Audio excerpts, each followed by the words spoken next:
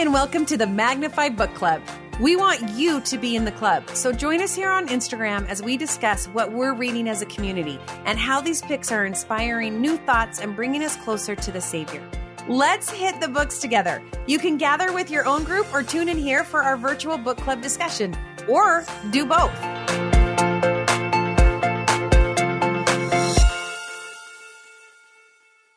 How does having a modern day prophet change your life?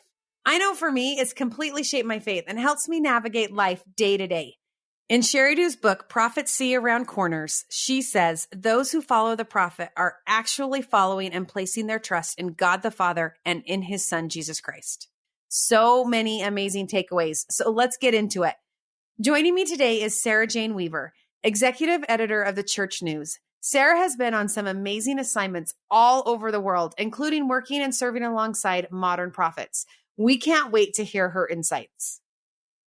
So I can't think of anybody better and that I'm more excited to discuss this new book with. So Sarah, I'm so grateful that you are here. Well, thank you so much for having me. Well, before we got going, you said that this was one of your favorite topics. Can I ask you why?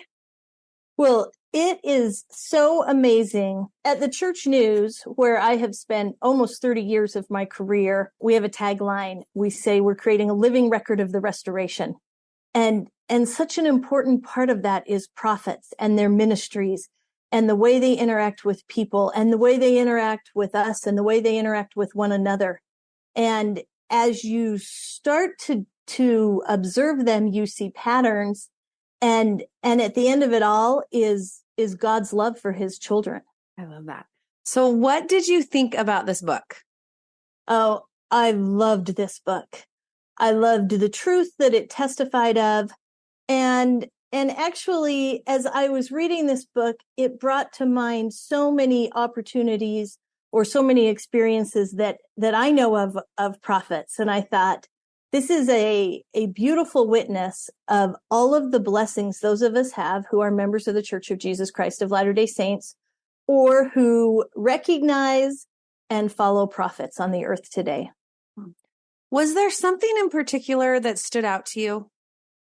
There were so many things. I love the section of the book where Sister Du wrote about President Russell M. Nelson's invitation for the whole world to be grateful.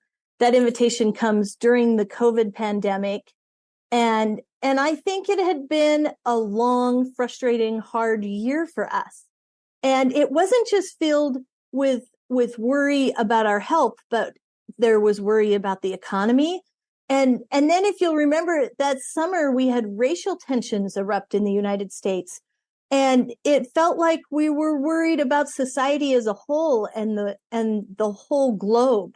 You know, we're all experiencing this same phenomena at the same time. It didn't matter where you lived in the world. You were worried about COVID. And then suddenly at the end of the year, you have a prophet who says, I have a remedy for you. It's a long-lasting spiritual prescription, I think is what he called it. And it actually took us all by surprise because it felt so simple in its execution. He said, I want you to be grateful, to give thanks. And then he invited us all to go on social media and do that. And I remember I felt like my heart swelled as I started reading the things that people were grateful for at a time when we were all sort of frustrated.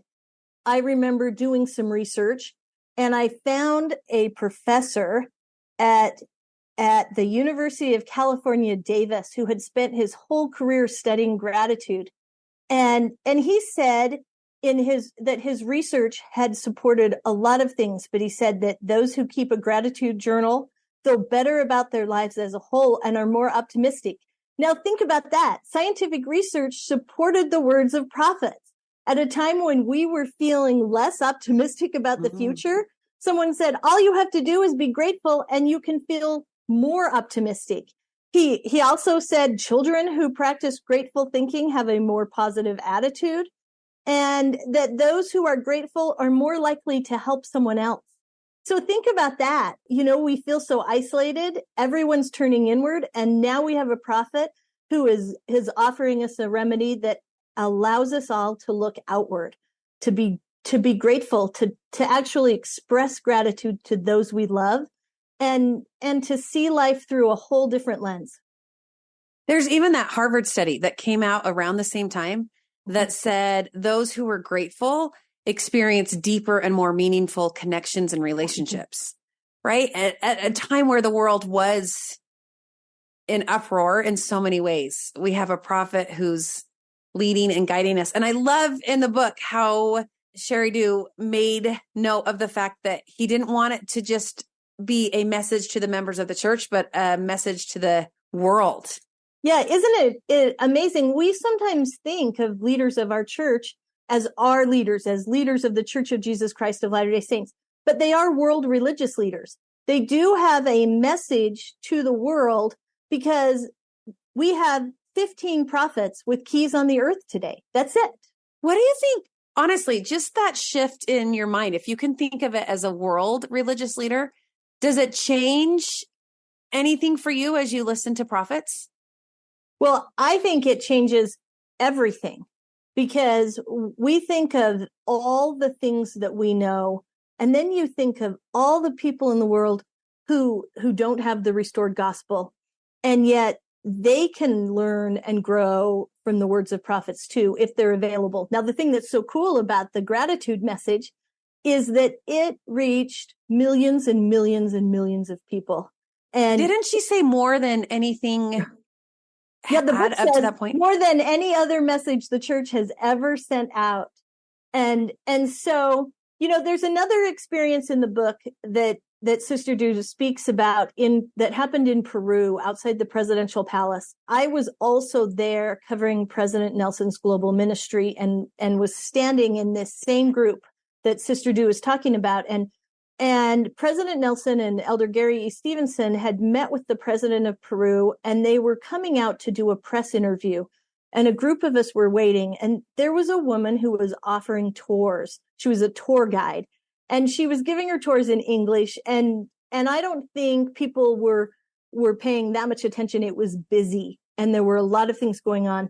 But as President Nelson came out of the presidential palace, she immediately turned and was looking at him. And then she yelled to us, "Who is that man?"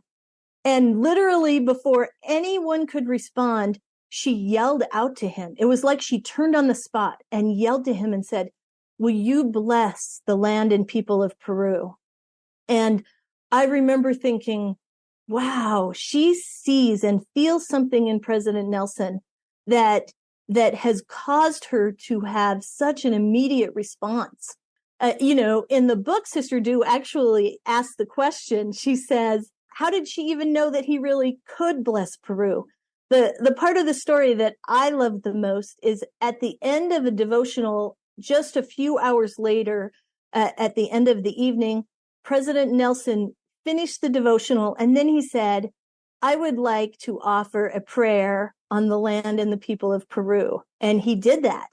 And what a beautiful, powerful moment for a prophet who wasn't just a prophet to Latter-day Saints. In that moment, he was a prophet to everyone in Peru and to that tour guide and to everyone seeking to know God better across the world. Well, and Sheri Du talks about that moment where maybe she understood and felt something, and then asked the question, do we take that for granted? Do we take for granted that we are led by a prophet? And do we listen like that woman or want to be blessed like that woman?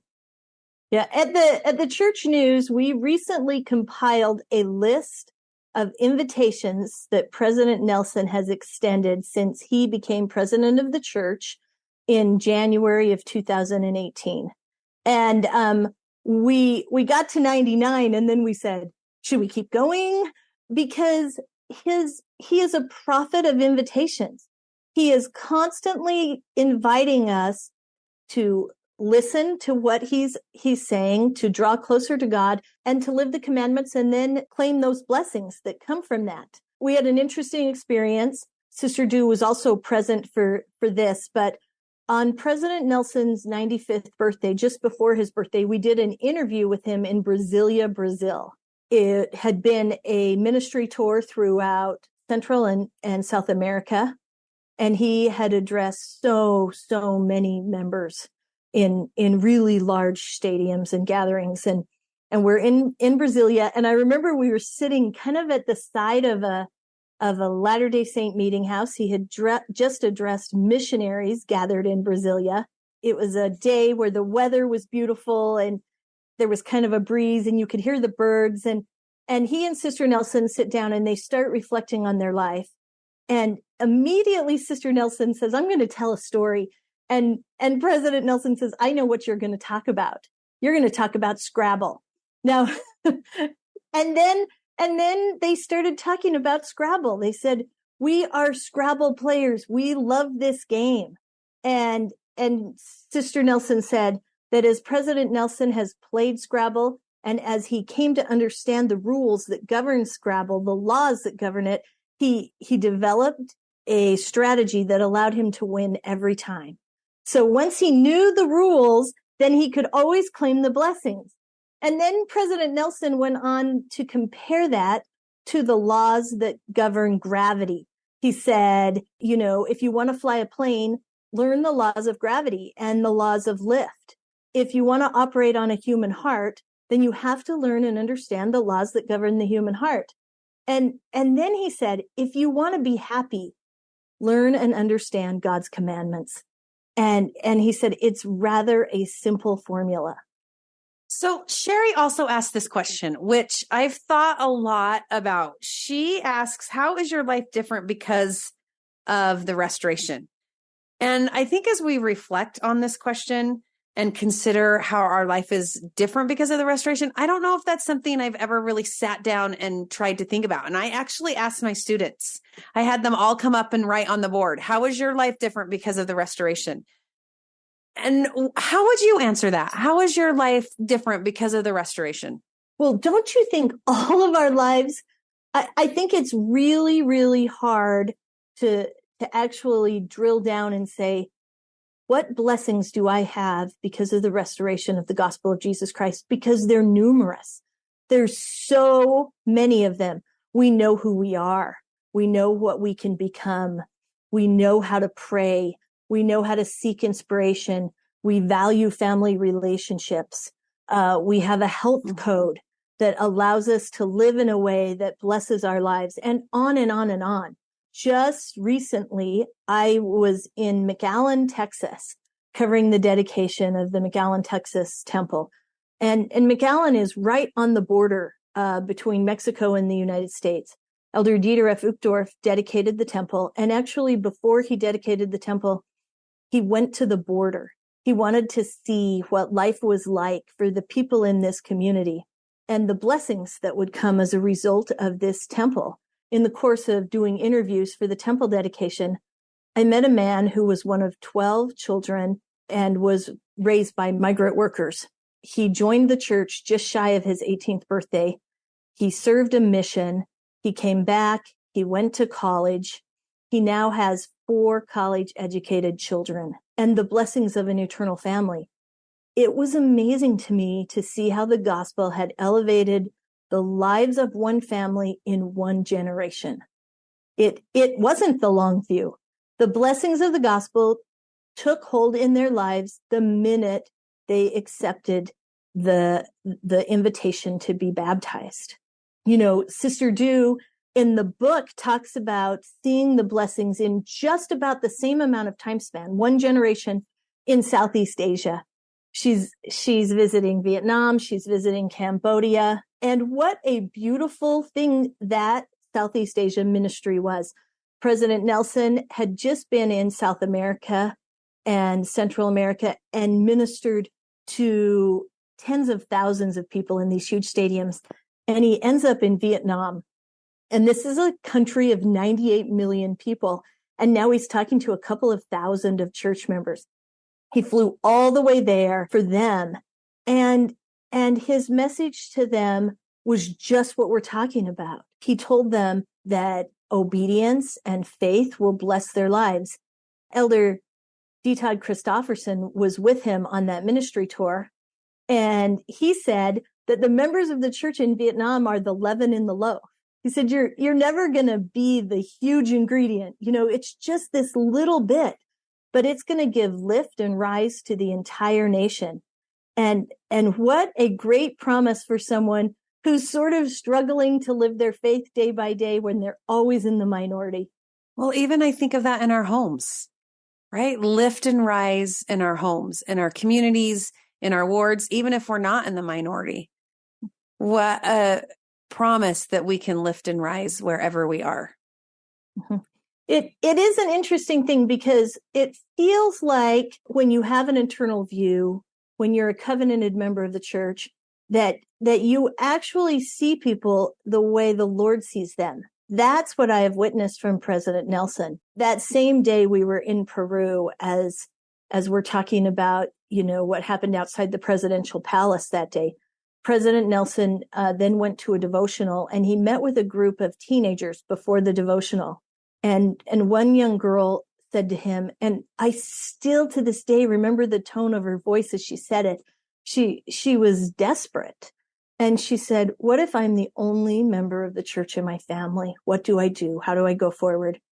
And President Nelson, so this is a prophet who's been a world-renowned heart surgeon, who has just met with the president of her nation, looks at this little girl and says to her, you and I are just alike. He saw her for what she had the potential to become. And then he tells her that he too was the only active member of the church in his family as a teenager. President Nelson wasn't even baptized until he was 16 years old. And so he now instantly relates to her and makes a bridge and says, the gospel unifies both of us. We have these shared experiences. And then he gives her the path forward. He says, your family and your friends will see the light of the gospel reflected in you. So that's your path forward.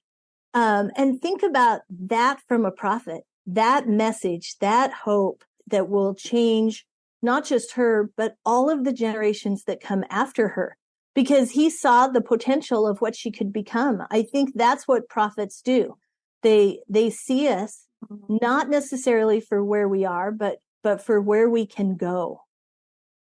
Well, and to me, it's so impactful. Some of these stories that you've just shared is you see the prophet for an individual, you see the prophet for members, and then a prophet for the world, all in one day. He was a prophet for that girl. He was a prophet for that tour guide. And then he was a prophet I just think that's remarkable. To me, a quote that stood out from this book, which resonated with me, and I have thought about it so much, was this from Sheri. Sustaining prophets in today's world takes faith, but not faith in them, faith in Jesus Christ who called them. And what has President Nelson asked us to do? He's promised us that as we increase our faith, we can move mountains. The challenges before us that feel like mountains, we can move them with greater faith. And that goes back to, wow, I want to test him on this because I want the faith to move mountains. I have a lot of things going on in my life. We have had a lot of struggles. One of the talks that has meant the very most to me and my family is a talk where he actually asked us if we were willing to let God prevail in our lives. And I have spent so much time focusing on the word willing. Am I willing to let God prevail? What does that look like for me? Do I actually believe that the Savior's miracles that healed those in biblical times and that defined the early days of the restoration can take part in my own life? And President Nelson promised us that if we were willing to let God prevail in our lives, we would see miracles in our lives.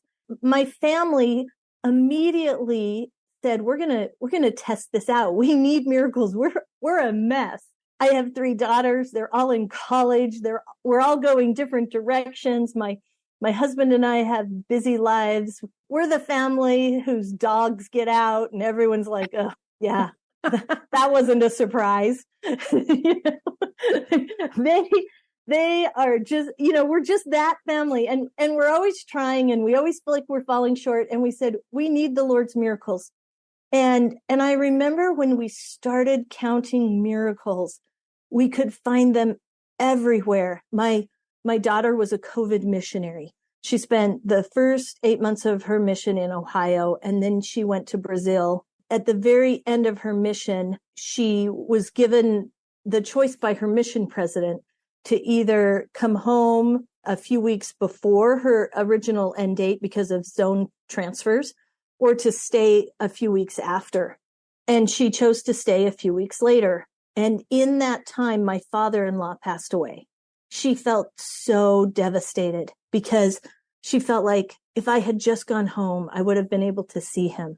I would have been able to be part of this very important family experience. Her mission president said, look, if you will look, he said, you made this decision with prayer and with faith.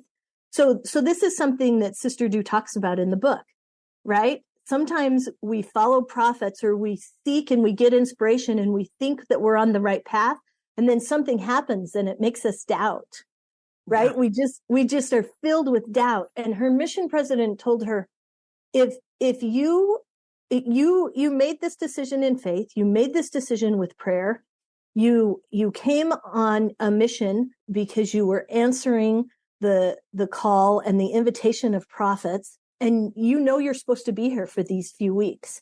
And so if you will look for miracles, you will find them every day.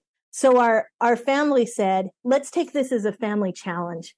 Let's for these last few weeks that our daughter Kathryn was serving in Brazil, let's look for miracles. And we found them everywhere. She found them everywhere. We have journals that just document the Lord's watch care in our lives. And I think sometimes we take for granted that there is great blessings from having faith. And I think we take for granted, again, and I love the title of her book, that prophets see around corners. And can we follow in faith in Jesus Christ, who called them? And that counsel from a prophet, might not be understood, or maybe this even invitation right now to think celestial. What's around the corner that we're not seeing?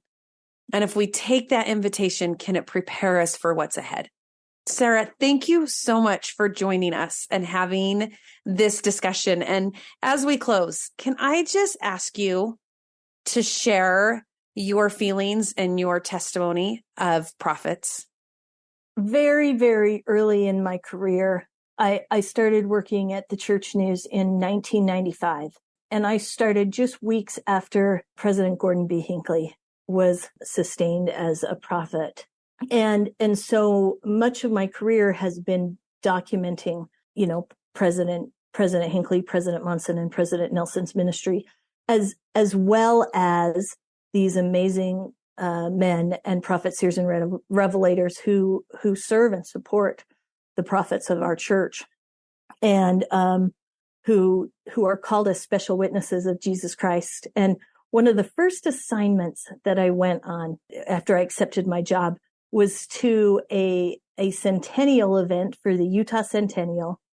It was in Cove Fort, Utah. There's this big wagon train.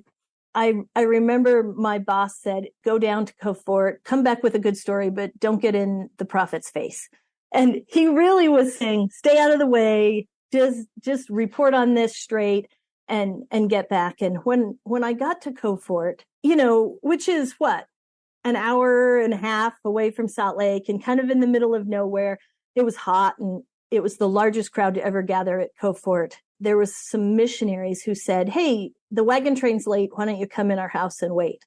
And so I went in the house, and they gave me a drink, and in come President and Sister Hinckley.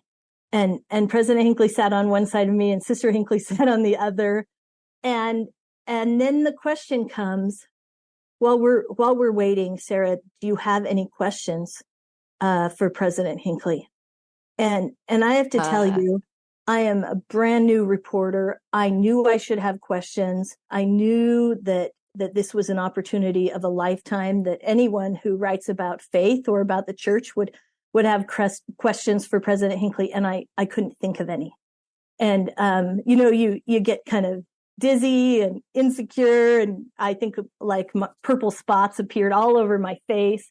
And ultimately I said, I don't have any questions. And President Hinckley looked at me with the greatest empathy. And he said, would you like to hear about my family's history at Coford? And I said, yes. And that is how the interview continued. That is how it continued. It was President Hinckley asking and then answering the questions. That lesson so early in my career has been repeated over and over and over again, because the men who lead a church of now 17 million members and who are world religious leaders to people across the globe, at the very end of the day, care about the one. And they minister to the one, and they testify of the Savior to the one. And if you're Russell and Nelson, you travel to Vietnam to testify to a handful of people in a ballroom because you care about the one. It has been such a privilege and an honor. And I say it with all humility, because I didn't know when I started my career that the greatest blessing of my life would be recording prophetic words. But it has been, because in the process, I have gained a testimony of the Lord's prophets on earth. I know that the Savior lived and that he walked the earth, and that Joseph Smith, as a Latter-day Prophet, restored the church to the earth, and that the Church of Jesus Christ of Latter-day Saints is led by prophets today. Thank you.